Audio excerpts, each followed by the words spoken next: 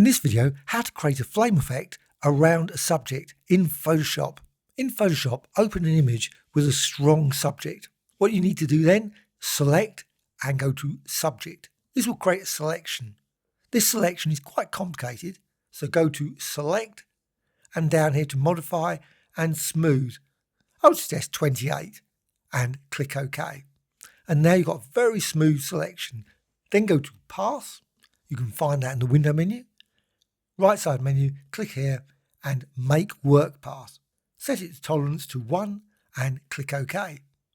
Now you can use this path with the flame render. I would suggest creating a new layer, so Layer, New and Layer.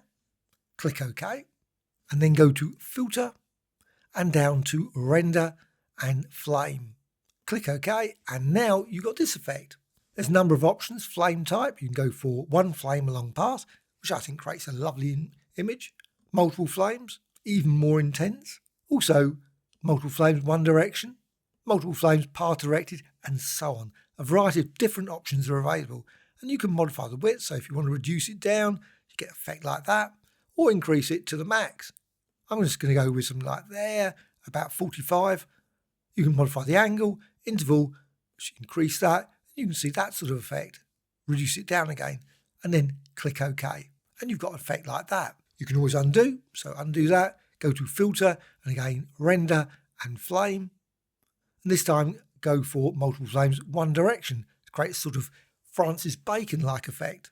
And you can modify the width, maybe make it more intense, or keep it down to about 42, and then click OK. And you can see the effect now applied upwards from the image. Also, you can modify it even more using Filter, and then go down to Stylize and Oil Paint.